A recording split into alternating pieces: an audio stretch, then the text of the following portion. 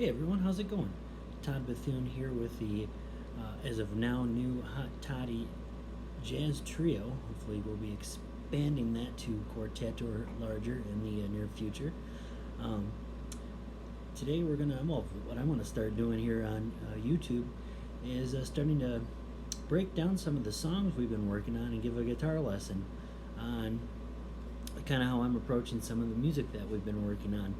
Um, haven't had the opportunity to do this in a while, and for those that don't know about my background, I come from the mid-Michigan region, and I have close to 20 years of guitar teaching experience. I've played in a myriad of guitar in a lot of different groups. I had a progressive rock group, Classic Graffiti, that played quite a lot of festivals and theaters in Michigan for quite a while, doing original progressive rock music. That was awesome. Directed at different churches for contemporary praise and worship. Um, my most recent project was project was with the Jim Pagel Jazz Trio in the Mid-Michigan area. We performed music of Django Reinhardt and other gypsy jazz and swing standards for approximately 6 years. I was recognized during that time period by the Review magazine. They have an annual readers poll, and I was voted best jazz musician, I think was what the trophy I got said. But I was honored in that particular publication for my work in the music scene in that particular area where I was at. So now I'm in Boulder, Colorado, and putting a new group together, and we're going to call this the Hot Toddy Guitar Lessons. So please subscribe to the YouTube channel that I'm putting together, so we can follow along with the rise of this group in the area as we get past the social distancing and the economy starts opening up again, and people are going to be coming out for entertainment. I'm hoping to have a fantastic ensemble together for some really fun musical times, and I look forward to seeing a lot of people out and about when that happens.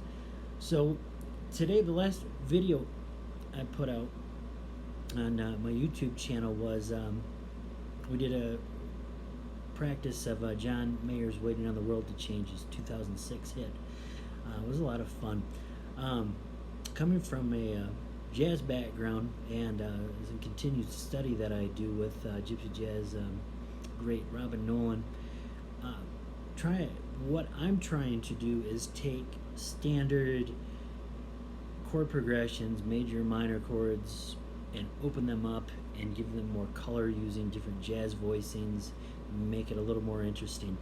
Especially the vocalist I'm working with, Erna Groverland, has got a great ear for melody and harmony, and so it gives me an opportunity as the guitarist to find these different voicings and stay away from stock major minor chords that I might have learned 25, 30 years ago in my guitar studies. So that's what we're gonna predominantly talk about, and what I've got going on today, what I want to cover, you can see that is original chord sequence, the original chord sequence of the song, our primary chords, which probably most, if you play guitar, you probably know these chord shapes already, and it's a good way to get into the song, basic chord structure. Then we're going to jazz it up. We're going to look at the major chord substitutions that I was using, and then minor chord substitutions that I was learning as well. After that, we're going to look at some of the melodies, and I'm calling it, we're going to octavate the lick. Or, for those guitar enthusiasts in the crowd, we're going to look at the Wes Montgomery or Eric Johnson approach to those octaves. And then for the final bit of the song, fourth part here, we're going to look at the little lick that takes it back to the intro, which is based off the B minor scale in the second position. So those are the four overlying topics I want to cover with Waiting on the World to Change as far as that goes. So let's dig into that. Let's have some fun and figure this stuff out. So our primary chords, I can see my guitar, and for those that I'm playing the Cordoba gypsy jazz guitar, this is more like a student model. I'm hoping to, maybe in a few months, we'll see if I get gigging again and making any money on gigs and stuff. I got a couple of models at the Old Town Pick and Parlor in Arvada, Colorado. They have some beautiful archtop and gypsy jazz models that have I was playing before we got locked down. So there are a couple of them on my mind. We'll see where things go. Anyway, so the basics on the chords. A lot of our basic chords on this, the song is in the key of D. So we have our basic D major chord, which I'm sure most of you know from your basic guitar studies. We have a B minor chord in the second position. We have a G chord, open G chord, which I'm sure most of us know. Some of you may play that voicing. Either works. We have an A minor chord, a B minor chord. Predominantly, that's four major chords used in this song. And if you're just at a entry-level guitar point in your life with your studies and performance or practice or wherever you're playing at, you know, you can use those. You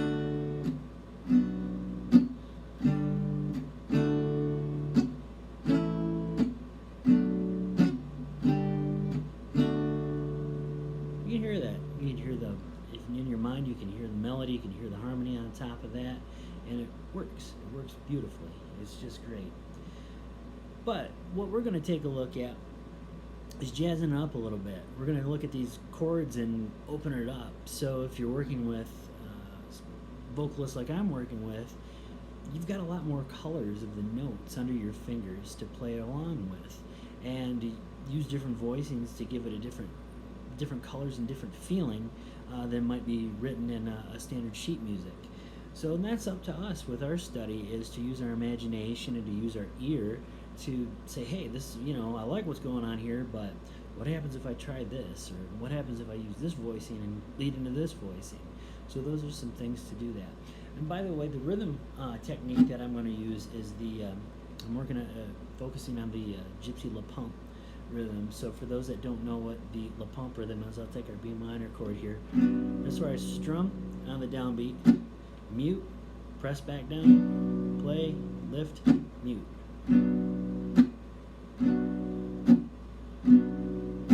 So when you're counting that, you got 1, 2, 3, 4, 1, 2, 3, 4. And this song's 4/4 time signature, so 4 to the beat. That keeps us going nice and strong.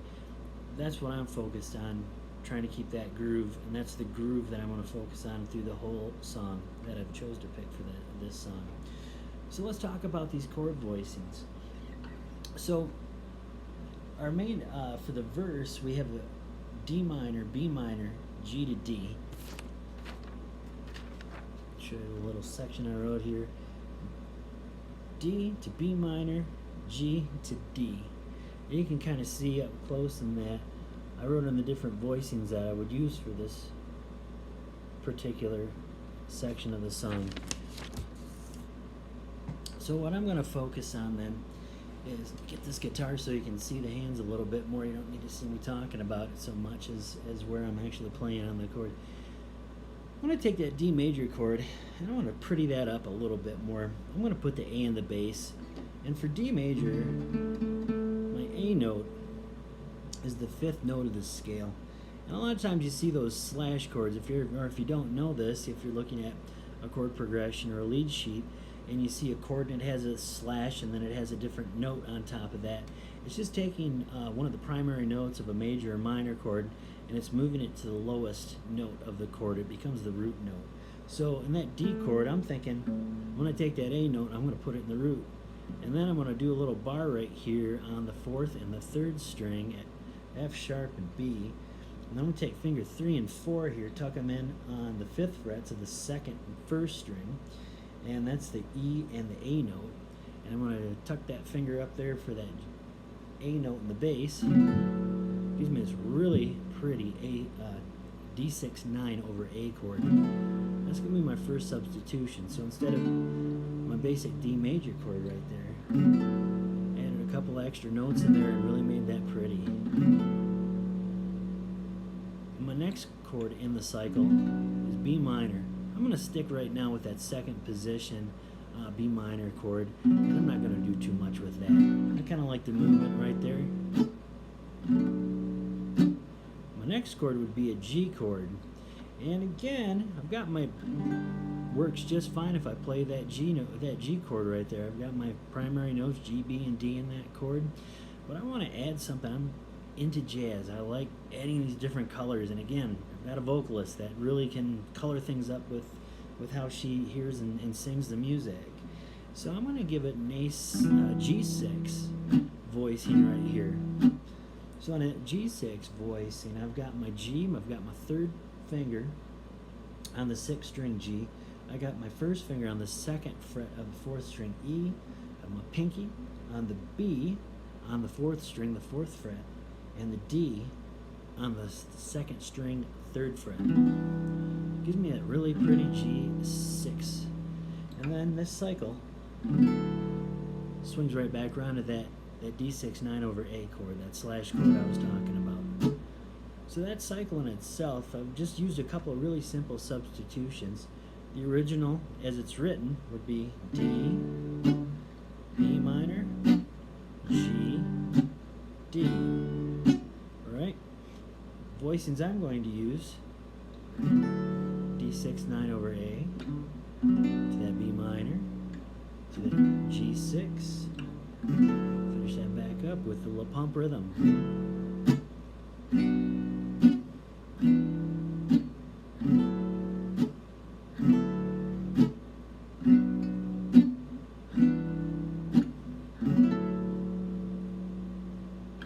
And I think that sounds really pretty. It adds just a different color, it just adds a different flavor to that. It opens up the sound. It's a little more sophisticated sound, a little more different approach. It takes you out of the elementary guitar strumming or chord usage as far as that goes. Like I said, if that's where you're at, by all means, use those basic chords that you've practiced and learned. That's what they're there for. If your ear takes you in a little different direction, though, and you want to expand your knowledge of chords and your chord voicing, those are definitely great places to start. And again, the La Pump rhythm. 1, 2, 3, 4. 1, 2, 3, 4. Oops, I made a mistake there. It's all right, though. We're going to try that again. But what I'm emphasizing here is the downbeat on that 2 and the 4 and those backbeats. 1, 2, 3, 4.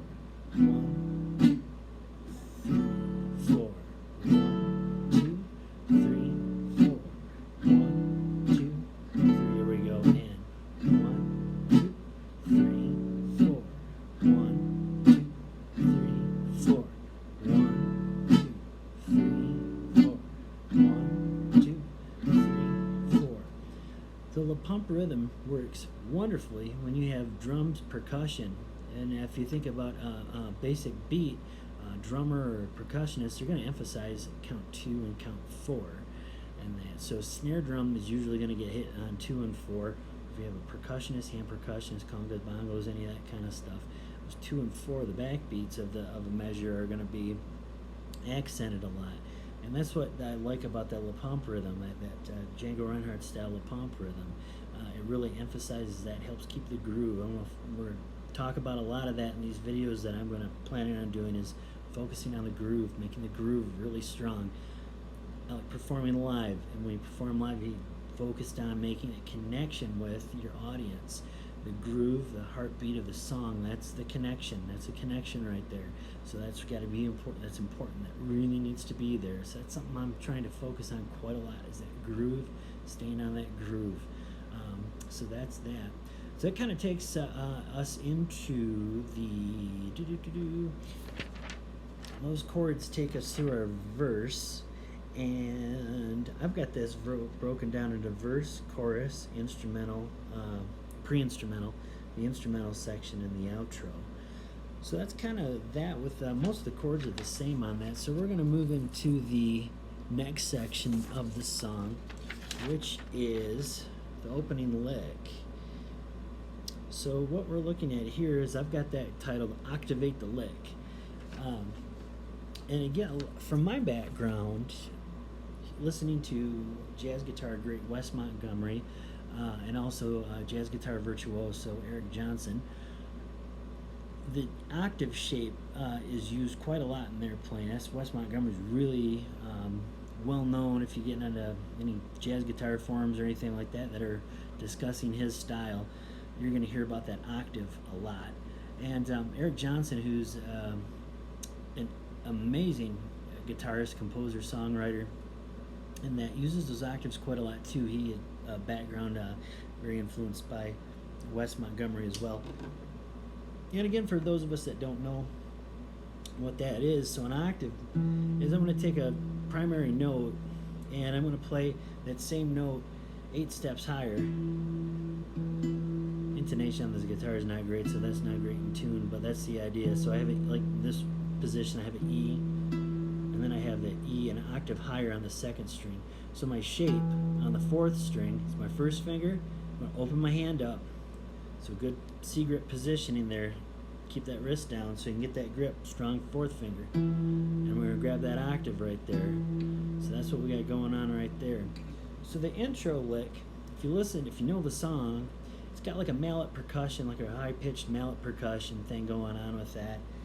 It's a real major sound to it as well. So the lick itself just played open, or in the 2nd position, single note.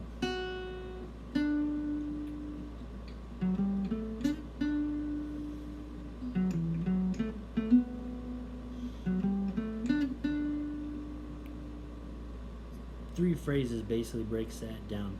Sounds good. And if you're learning single notes or you're learning a minor scale in the 2nd position, excellent example of the minor scale in that 2nd position, B minor scale, which we'll talk about a little more in just a bit. What we're going to do though is we're going to take that lick and we're going to play it as octaves. So instead of playing it stuck in one position right here, we're going to use that octave trick.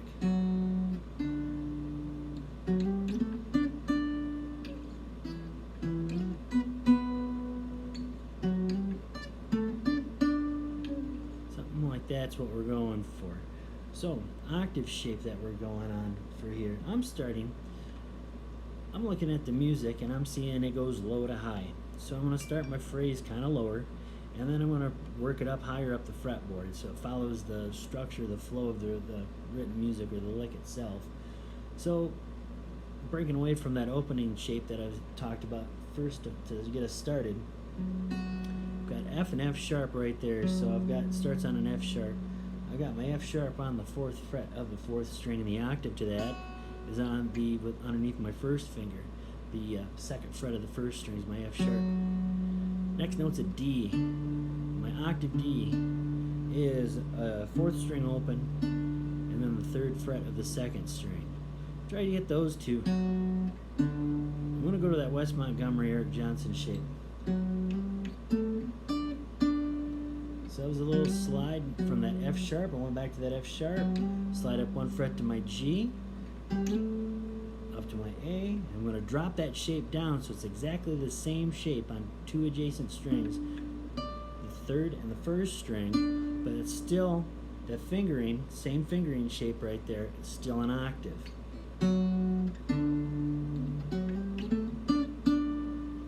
So that's that first part of that lick right there. F sharp, D, to G, to that D. And what I'm doing in the right hand here is I'm using kind of a hybrid picking approach with doing that. Wes Montgomery, he used his thumb. He was a thumb player. Watch old black and white videos of him in the 60s, and that thumb of his had a mind of its own. He could just conjure beautiful tone out of that Gibson. I think it was a 170 ES 175, I think. You message on this if I'm mistaken on that, on the correct model. Big jazz hollow body arch top, made in Kalamazoo, Michigan, when Gibson was made there. Anyway, beautiful tone he'd get out of that. I've never quite gotten the knack of that with my thumb, or getting the kind of tone like he could get out of that. And having studied a lot of classical guitar in that, I kind of do this hybrid picking thing with that. I guess it's not so unique. I've seen other players use it as well, but I'm picking the note, say if I'm using my octave shape on the 4th and the 2nd string, I'm picking with the pick on the 4th string, and I'm using my middle finger, M, to pick the octave. So that's what's going on there. So I've got those two, that's the technique. I don't know if you can see that.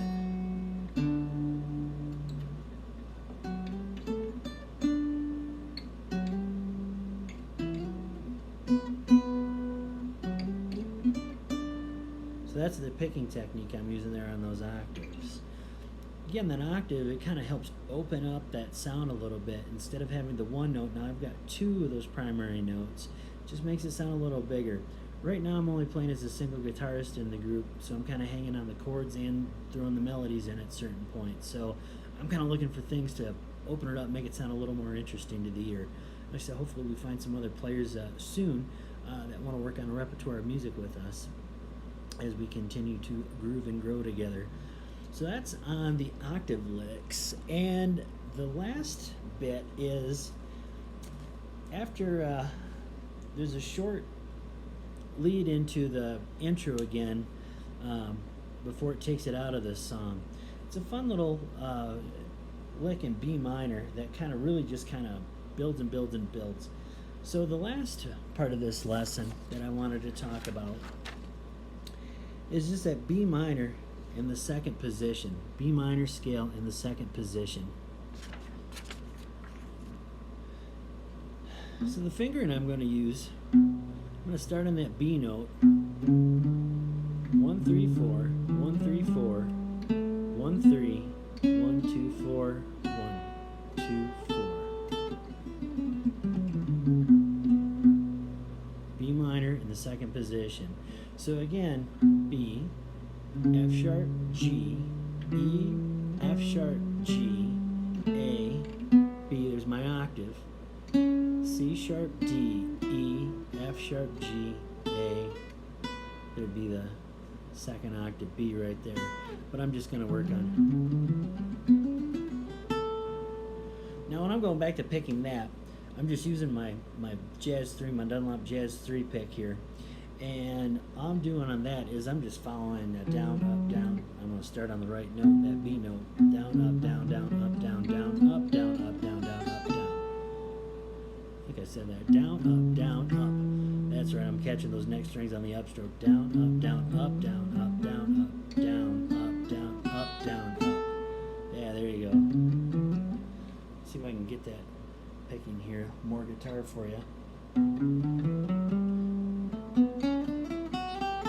So that can be a hang up for some players on going switching across strings and keeping that consistent down alternate picking, down up picking. I've been watching some videos on the Gypsy Jazz guitar great Yoshua Stefan, who I've had the opportunity to do a couple concerts with back in mid-Michigan, and they different techniques I'm watching on that too, like using rest strokes and that to emphasize on the gypsy style of picking. I'm not so concerned with that at this point because I've worked on alternate picking most of my life, and that technique's just kind of there. That's what I think about a lot. I don't think about it. It's just kind of natural at this point in time.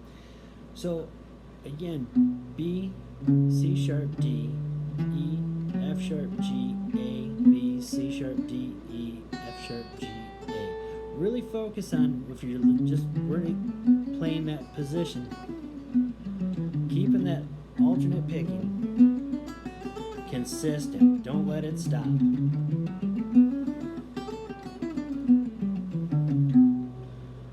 That gets a scale under your fingers for that B minor chord.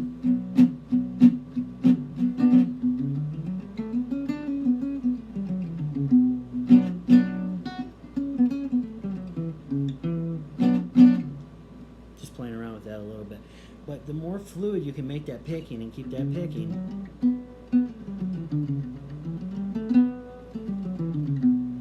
without missing a stroke on that, helps just make things, to my ear, nice and smooth.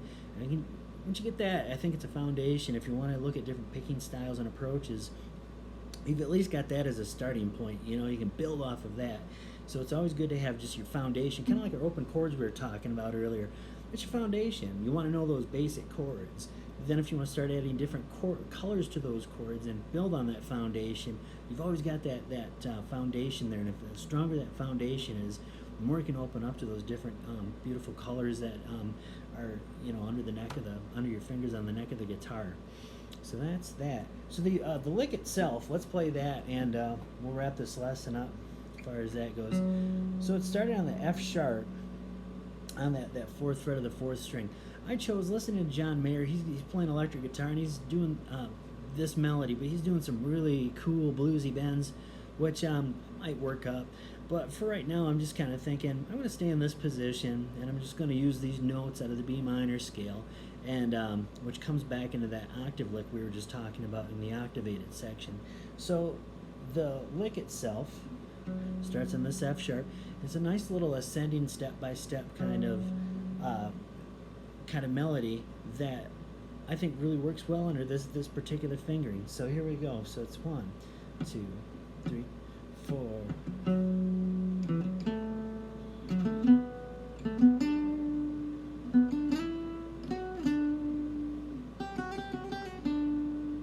That's it in a nutshell. I did slide up, same notes of the scale. I did slide out of position. It's a guitar. It's cool. I like doing that stuff. One more time on that though, but primarily all of the fingering that I use is right from B minor second position.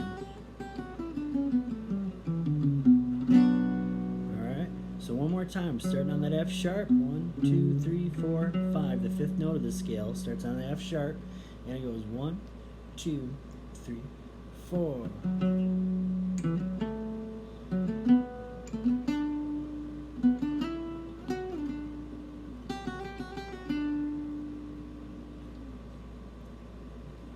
And again, it's a practical application of that B minor scale. You learn the scale, and apply it to some popular music as far as that goes, which is what we're doing here. Taking that scale, using the B minor scale, writing a big pop hit song from 2006 written by John Mayer. So that's my lesson for today. I'm posting this up on the YouTube channel. If you got some value out of this, I'm just getting this YouTube channel going. I just kind of want to use this on... been sitting around in quarantine like a lot of everybody else in the whole wide world. So I'm just trying to use this opportunity to grow as a musician, to use skills and talents that I've developed over my life in regards to music and playing the guitar. And if you like it, subscribe to the channel, because I am planning on doing more of this. I'd like to see those numbers just grow, and people that are interested in watching. And I'll also be posting on my jazz group Hot Toddy as we continue to learn repertoire and get it back into when things start opening up. And that again, like I said, I am looking forward to getting on a bandstand again, playing some music, and just having a great time with music with some really cool people that I'm meeting here in Boulder, Colorado. So until my next video, this is Todd Bethune. Thanks for watching. Again, hit that subscribe button. Watch for future content I put out. I look forward to doing that for you. Happy jamming. See you around.